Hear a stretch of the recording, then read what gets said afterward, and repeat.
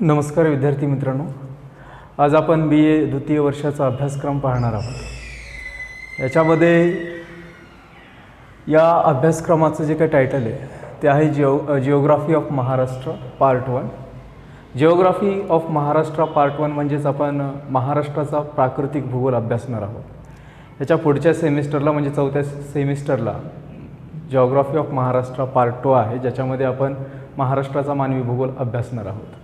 तर या तिसऱ्या सेमिस्टरमध्ये महाराष्ट्राची संपूर्ण प्राकृतिक माहिती आपण या अभ्यासक्रमामध्ये पाहणार आहोत। याच्यामध्ये एकूण 4 युनिट आहेत। त्याच्यामधलं पहिलं जे काही युनिट आहे ते आहे बेसिक आयडिया अबाउट महाराष्ट्र, म्हणजे महाराष्ट्र राज्याची जी काही बेसिक माहिती आहे ती आपण या पहिल्या युनिटमध्ये पाहणार आहोत। त्याच्यामध्ये एकूण 3 प्रकरणं आहेत। पहिलं जे काही प्रकरण आहे ते पहिलं प्रकरण लोकेशन अँड एक्सटेंटच्या संदर्भात आहे, म्हणजे महाराष्ट्राचं एक्झॅक्ट स्थान कुठे येतं आणि त्याचबरोबर महाराष्ट्राचा विस्तार कुठे आहे।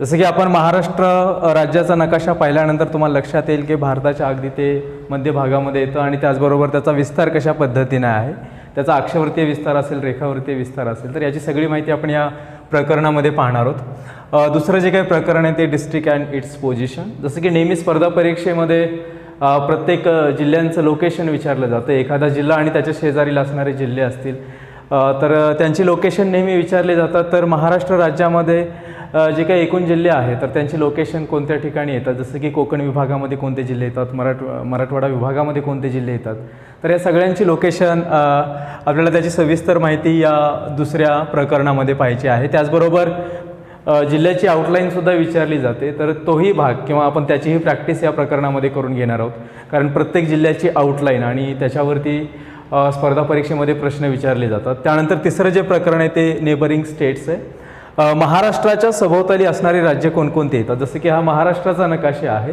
याच्या सभोवताली जे काही राज्य येतात त्या राज्यांची लोकेशन आपल्याला पाहिजे आहेत आणि त्याचबरोबर त्या राज्याला एकूण जिल्ह्याच्या किती सीमा लागतात आणि मग ते जिल्हे कोणकोणते आहेत, तर याच्या संदर्भाची माहिती आपण या तिसऱ्या प्रकरणामध्ये पाहणार आहोत। त्याच्यानंतर दुसरं जे युनिट आहे ते फिजिकल फीचर्स ऑफ महाराष्ट्र, म्हणजे महाराष्ट्र राज्याची एकूण प्राकृतिक रचना कशा पद्धतीची आहे। एकूण प्राकृतिक रचना म्हणजेच महाराष्ट्राचा भूउठाव कशा पद्धतीनं आहे। जसं की पाहायला गेलं तर महाराष्ट्राच्या पश्चिमेकडून पूर्वेकडे जात असताना सगळीकडेच महाराष्ट्राचा भूभाग समतल पाहायला भेटत नाही आहे, त्याच्यामध्ये बरेचसे भूउठाव आपल्याला पाहायला मिळतात।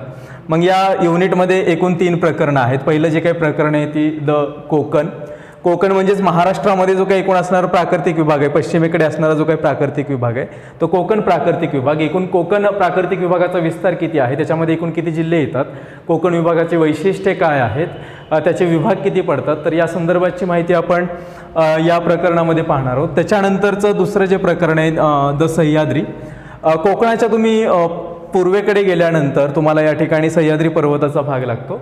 तर या सह्याद्री पर्वताची साधारणतः उंची किती आहे, त्याच्यामध्ये एकूण शिखरं किती येतात, त्याचबरोबर थंड हवेची ठिकाणं कोणकोणती आहे, त्याच्यामध्ये असणारे किल्ले असतील किंवा मग घाट असतील, त्या घाटांचा क्रम कशा पद्धतीनं आहे, तर ही सगळी माहिती आपण या द सह्याद्री या प्राकृतिक विभागामध्ये पाहणार आहोत। त्याच्यानंतरचं जे काही प्रकरण आहे महाराष्ट्र प्लेट्यू, म्हणजे महाराष्ट्र पठार। सह्याद्री पर्वताच्या तुम्ही जर पूर्वेकडे गेलात तर म्हणजे हा भाग तुम्हाला संपूर्ण महाराष्ट्र पठाराचा पाहायला मिळेल। या पठाराची वैशिष्ट्ये काय आहे, त्याच्यामध्ये एकूण किती जिल्ह्यांचा समावेश होतो, तर ती माहिती आपण महाराष्ट्र प्लेटूमध्ये पाहणार आहोत। त्याच्यानंतर तिसरं जे युनिट आहे river systems and climate in Maharashtra, म्हणजेच महाराष्ट्रामधील नदी प्रणाली आणि हवामान या संदर्भाची माहिती आपण तिसऱ्या युनिटमध्ये पाहणार आहोत। महाराष्ट्र राज्यामध्ये त्यामध्ये एकूण 3 प्रकरणं आहेत। पहिलं जे काही प्रकरण आहे ते रिव्हर सिस्टीम्स ऑफ महाराष्ट्र आहे, म्हणजे महाराष्ट्रामध्ये असणारी नदी प्रणाली। महाराष्ट्रामध्ये एकूण किती मुख्य नद्या आहेत, जसं गोदावरी आहे, भीमा आहे, कृष्णा आहे किंवा मग नर्मदा, तापी, त्याचबरोबर कोकणामधल्या नद्या, या नद्या, त्यांच्या उपनद्या, त्यांची एकूण लांबी, त्यांचं उगमस्थान, या नद्यावरती असणारे प्रकल्प, या सगळ्यांची माहिती आणि त्याचबरोबर या नद्या कोणत्या जिल्ह्यांच्या सीमावरून वाहतात, कोणत्या जिल्ह्यामधून ते वाहतात, तर याची सगळी माहिती आपण या पहिल्या प्रकरणामध्ये पाहणार आहोत। दुसरं जे प्रकरण आहे क्लायमॅटिक सीझन्स ऑफ महाराष्ट्र।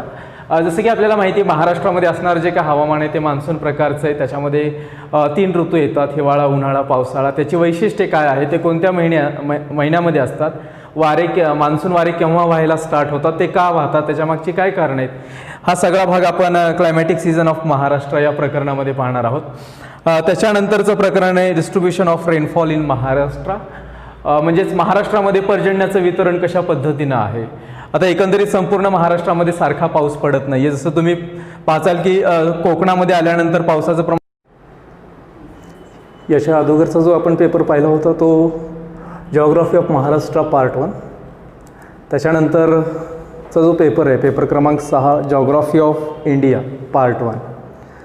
जसं याच्या अगोदरच्या पेपरविषयी तुम्हाला सांगितलं की संपूर्ण आपण महाराष्ट्र राज्याची प्राकृतिक माहिती आपण त्या पेपरमध्ये पाहणार आहोत. अगदी त्याच पद्धतीनं हा सुद्धा paper geography of India part 1. याच्यामध्ये या पेपरमध्ये देखील आपण इंडियाची पूर्ण प्राकृतिक माहिती आपण पाहणार आहोत. याच्यामध्ये देखील एकूण 4 युनिट आहेत. जसं याच्या अगोदरचा पेपर आणि हा पेपर याच्यामध्ये जे एकूण 4 युनिट आहेत ते सारखेच तुम्हाला दिसतील. पहिलं जे युनिट आहे बेसिक आयडिया अबाउट इंडिया, म्हणजे भारताची जी काही बेसिक माहिती आहे ती आपण या पहिल्या प्रकरणामध्ये पाहणार आहोत, पहिल्या युनिटमध्ये पाहणार आहोत. त्याच्यामधलं जे काय पहिलं प्रकरण आहे ते लोकेशन अँड एक्सटेंट, त्याचबरोबर टाईम झोन, भारताचं स्थान, त्याचबरोबर भारताचा विस्तार आणि त्याचबरोबर भारताची प्रमाणवेळ. कारण स्पर्धा परीक्षेमध्ये बऱ्याचदा भारताच्या लोकेशनविषयी त्याचबरोबर त्याचा विस्तार अक्षवर्त रेखावर्त असेल किंवा त्याची प्रमाणवेळ असेल याच्याविषयी प्रश्न विचारले जातात. तर याची माहिती आपण या पहिल्या प्रकरणामध्ये पाहणार आहोत. दुसरं जे प्रकरण आहे ते नेबरिंग कंट्रीज आहे, म्हणजे भारताच्या शेजारील कोणकोणते देश आहेत. जसं की भारताचं लोकेशन, त्याच्या शेजारील असणारे जे काही देश आहे त्यांचं डायरेक्शन असेल किंवा भारताच्या कोणत्या दिशेला कोणता देश येतो, त्या देशाला कोणकोणत्या राज्याच्या सीमा लागतात. तर याची सगळी माहिती, त्या देशांच्या भूसीमा ती किती किलोमीटरची आहे, सगळ्यात जास्त भूसीमा कोणत्या देशाची आहे, तर याची सगळी माहिती आपण या दुसऱ्या प्रकरणामध्ये म्हणजेच नेबरिंग कंट्रीज याच्यामध्ये आपण पाहणार आहोत. तिसरं जे प्रकरण आहे states and it's position and the states on international boundaries, याच्यामध्ये भारतामध्ये असणारे एकूण राज्य आणि त्यांची लोकेशन, जसं उत्तर भारतामध्ये कोणकोणती राज्य येतात, दक्षिण भारतामध्ये कोणती येतात, ईशान्य भारतामध्ये कोणकोणती राज्य येतात, तर या सगळ्यांची लोकेशन आपण याच्यामध्ये पाहणार आहोत. कारण बऱ्याचदा परीक्षेमध्ये प्रश्न नेहमी विचारले जातात की एखाद्या राज्याच्या शेजारील असणारे राज्य कोणते आहेत किंवा घड्याळीच्या काट्यानुसार त्यांचा क्रम विचारला जातो. त्याचबरोबर कोणतं राज्य क्षेत्रफळाच्या दृष्टिकोनातून मोठं आहे, लहान आहे, तर या सगळ्याची माहिती आपण या तिसऱ्या प्रकरणामध्ये पाहणार आहोत. त्याचबरोबर कोणकोणत्या राज्याला आंतरराष्ट्रीय सीमा लाभलेल्या आहेत, त्यांच्या शेजारील देश कोणकोणते आहेत याची माहिती देखील आपण या प्रकरणामध्ये पाहणार आहोत. दुसरं जे युनिट आहे ते फिजिकल फीचर्स ऑफ इंडिया, म्हणजे भारताची प्राकृतिक रचना कशा पद्धतीची आहे. भारताचा विस्तार पाहिला तर आपण सर्वाधिक जास्त विस्तार असलेला आपल्याला पाहायला मिळतो. त्याचबरोबर भारतामध्ये जसं तुम्हाला महाराष्ट्राच्या संदर्भात सांगितले की महाराष्ट्र सगळीकडे एकसारखा नाही आहे, अगदी त्याच पद्धतीने भारतसुद्धा सगळीकडे एकसारखा नाही आहे. भारतामध्ये जे काही भूउठाव आहेत प्रत्येक ठिकाणी तुम्हाला वेगवेगळे पाहायला मिळतील. भारताच्या उत्तरेकडून दक्षिणेकडे येताना जे काही भूउठाव आढळून येतात तेच आपण या प्रकरणामध्ये घेतलेले आहेत. म्हणजे भारताच्या अगदी उत्तरेकडे असणारा जो काही प्राकृतिक विभाग आहे, जसं की या ठिकाणी तुम्हाला पाहायला मिळेल की इथं हिमालय पर्वत आहे, तर हा एक भारताचा प्राकृतिक विभाग सांगण्यात येतो. तर पहिल्या प्रकरणामध्ये आपण द हिमालयाज म्हणजे भारतातील असणारा हिमालय पर्वत, त्याची वैशिष्ट्ये काय, त्याचा विस्तार काय आहे, त्याच्यामध्ये कोणकोणते जिल्हे येतात, त्याच्यामध्ये असणारी सर्वाधिक उंच शिखरं असतील, त्याचबरोबर थंड हवेची ठिकाणं असतील, त्याचबरोबर घाट असतील, तर या सगळ्यांची माहिती आपण या प्रकरणामध्ये पाहणार आहोत. दुसरं जे प्रकरण आहे द ग्रेट नॉर्थ प्लेन्स, म्हणजे हिमालय पर्वताच्या तुम्ही दक्षिणेला आलात तर या ठिकाणी तुम्हाला उत्तर भारतीय मैदानी प्रदेश पाहायला मिळेल. तर या उत्तर भारतीय मैदानी प्रदेशाची निर्मिती कशा पद्धतीने झाली, त्याचबरोबर त्याच्यामध्ये कोणकोणते जिल्हे येतात, त्याचा विस्तार किती आहे, त्याची वैशिष्ट्ये काय आहेत, याची सगळी माहिती आपण या दुसऱ्या प्रकरणामध्ये पाहणार आहोत. तिसरं जे प्रकरण आहे म्हणजे तुम्ही मैदानी प्रदेशाच्या आणखीन दक्षिणेकडे आलात तर पेनिन्सुलर प्लेट्यू, ज्याला मराठीमध्ये द्वीपकल्पीय पठार म्हटलं जातं, तर या द्वीपकल्पीय पठाराविषयी आपण माहिती पाहणार आहोत. त्याचा विस्तार, त्याची निर्मिती कशा पद्धतीने झाली, त्याची वैशिष्ट्ये काय आहेत. त्याचबरोबर चौथं जे प्रकरण आहे ते कोस्टल प्लेन्स अँड आईसलँड आहे, म्हणजेच थोडक्यात या ठिकाणी येणारा किनारपट्टीचा भाग आणि त्याचबरोबर याच्या शेजारील म्हणजे भारताच्या शेजारील असणारे जे काही बेट आहेत तर त्या बेटांची माहिती आपण या चौथ्या प्रकरणामध्ये पाहणार आहोत. त्याच्यानंतर तिसरं जे युनिट आहे ते म्हणजे river systems and climate in India. आता river systems and climate in India म्हणजेच भारतामधील असणारी नदी प्रणाली आणि हवामान. जसं याच्या अगोदरच्या पेपरमध्ये तुम्हाला महाराष्ट्राच्या संदर्भात सांगितलेलं होतं, अगदी त्याच पद्धतीनं इथं सुद्धा आपण भारतामधील नदी प्रणाली आणि भारतामधील हवामान पाहणार आहोत। याच्यामध्ये एकूण 3 प्रकरणे आहेत। पहिलं जे काही प्रकरण आहे ते रिव्हर सिस्टीम ऑफ इंडिया म्हणजे भारतामधील नदी प्रणाली। भारतामध्ये प्रामुख्याने उत्तर भारतीय नदी प्रणाली आणि दक्षिण भारतीय नदी प्रणाली असे विभाग पाडले जातात, त्यांच्यामध्ये असणाऱ्या महत्त्वाच्या नद्या याच्याविषयी माहिती आपण या प्रकरणामध्ये पाहणार आहोत। दुसरं जे प्रकरण आहे ते म्हणजे origin of monsoon and season of India.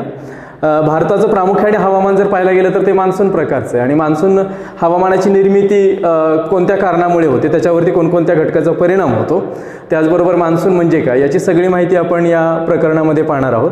तिसरं जे प्रकरण आहे La Nina and El Nino effects on Indian monsoon. जसं भारताच्या मान्सूनवरती सर्वाधिक जास्त इम्पॅक्ट एल निनोचा होतो। एल निनो म्हणजे काय किंवा ला निना म्हणजे काय, तर याची सविस्तर माहिती आपण याच्यामध्ये पाहणार आहोत, म्हणजे परिणाम नेमका कशा पद्धतीने होतो किंवा मान्सून वाऱ्यावरती त्याचा इम्पॅक्ट कशा पद्धतीचा होतो। शेवटचं जे युनिट आहे नॅचरल व्हेजिटेशन अँड सॉईल म्हणजे भारतामधील असणारे वन किंवा वनांचे प्रकार आणि त्याचबरोबर मृदा, त्याच्यामध्ये 2 प्रकार आहेत भारतामधील आढळणारे वनांचे प्रकार, टाईप्स ऑफ फॉरेस्ट। जसं भारतामध्ये बरेचसे वनांचे प्रकार आपल्याला पाहायला मिळतात, कारण वनांच्या प्रकारावरती सर्वाधिक जास्त परिणाम हवामानाचा होतो आणि भारतामध्ये सगळीकडे सारखं हवामान नाही आहे।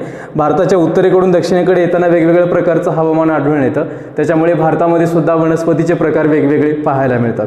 आणि शेवटचं जे काही प्रकरण आहे ते टाईप्स ऑफ सॉईल म्हणजे भारतामधील आढळणारे मृदा प्रकार, म्हणजे भारतामध्ये एकूण किती मृदा प्रकार आढळतात आणि त्यांचा विस्तार कोणकोणत्या ठिकाणी झालेला आहे।